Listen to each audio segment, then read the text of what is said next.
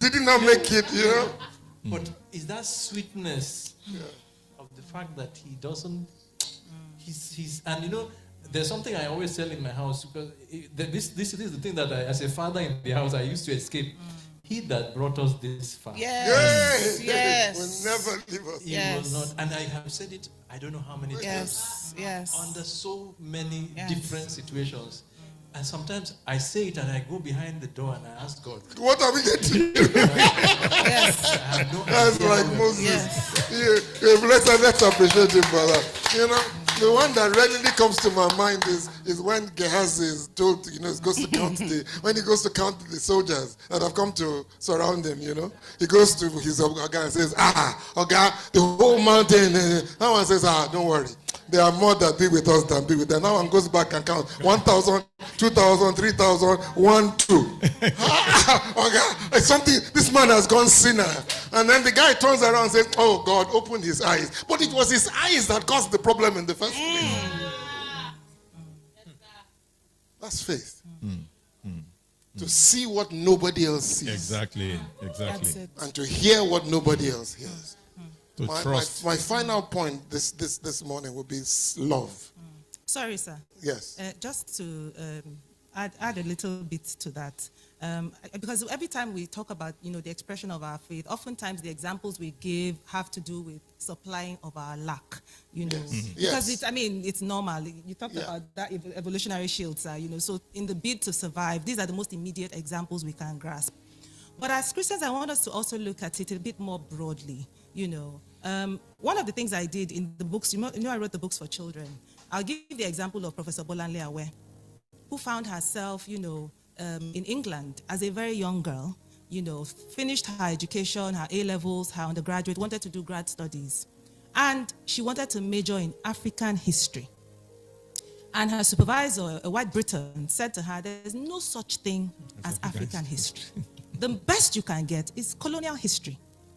But this young girl grew up in Osun. Before they moved to Ibadan, her uncle was a cocoa farmer, very rich, funded her, his children, almost everybody in their village to school. And his wealth was documented. He had a business, a thriving business, which had its forms of, documentation. She had gone to Nigerian schools. One of her teachers, the teacher who taught her mathematics, Mrs. Igodalo, Nigeria's first female secretary, was her teacher, the mother of Aswe Igodalo. Thank you.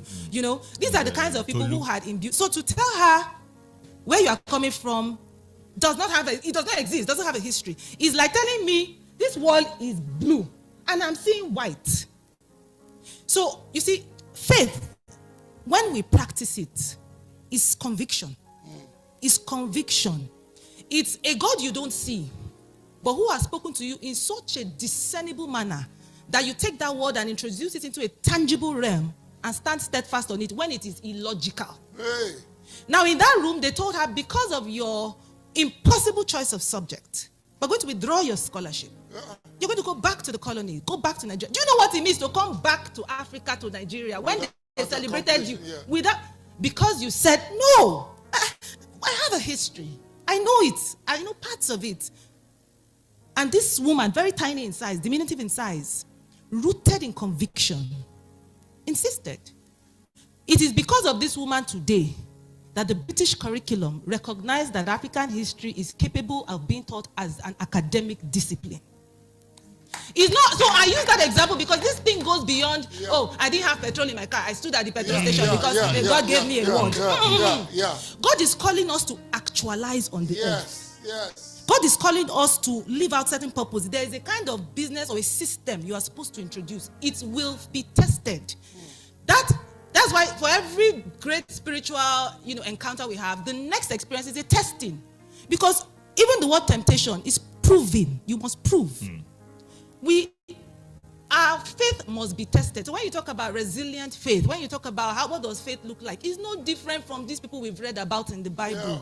It's just somebody blindly, uncompromisingly standing on a word that some spiritual divine that he believes in. And that's why the Bible says the first test of you is that you believe, if you don't even believe that God exists. So these things, they are very basic, they are fundamental. Yeah. If you don't even believe that God exists, because many of us, we are querying. Then if you don't believe that God is more powerful than that or that power, there are many sources of power. Even God acknowledges it. That is why he said King of Kings. They are sub-gods. They are demigods. They have power too. And this power manifests on the earth. That is why people go into the occultic, because they want to extract forms of power. And the only thing about God's power is we can't negotiate. It's at his time. It's at his time. It's at his prerogative. So you must patiently wait on God. And so those are the things we want to bypass those systems. We want it fast. And then what Dr. Adebola said about the psychological toll of poverty is real. Because when I've grown up in scarcity, it's hard to trust. So go back and renew your mind. Yeah. There's a work that poverty has done already on you. Yes. Go back and heal. Yes. There's a trauma, and it's affecting your ability to believe God and exercise faith and practice faith purely on the earth. Can I say something? Wait. Pastor, please, let me just add something to what she said. Very important. When you live in Abuja, you see this trauma. You see people with wealth that you can't explain, and you wonder why is it that they still want to accumulate more and accumulate. It's like it's a condition. They have too much. The house is like an event center. That's the size of the house. It has so many rooms. It has so many cars, and it's still trying to eat from what is supposed to be the commonwealth. That's the thing you're talking about. So if you don't check it at this level and put ourselves, within the perimeters of what we should operate, when we have money, we will not. It's not that we will calm down. No. That's what I realized. Well, yes, absolutely. We won't calm down. We will also, So I just want to add that. Yeah, thank you. Yeah, you wanted to say. Okay. I want to take it from where she spoke. Having faith, resilient faith in uncertain times. And you mentioned why God is called King of Kings, acknowledging that there are other powers. So I know many of us, we only talk about our faith when we get the testimony. And then we think that faith did not occur because we didn't get a testimony. So there are times that you're praying to God for something and he actually doesn't seem to answer. And it looks like the devil actually had the upper hand. So I'm going to give a personal example. Coming from a background that has a lot of occultism in it, knowing that I'm actually contending with certain kind of principalities and powers, and having to lose 2 children, and then having to ask God, save the life of this child, and the child still goes. And then that faith that you once had, that anything you ask God for, he's going to answer. And then you watch that child being buried, you have another, then you have another, and then you watch that child being buried again.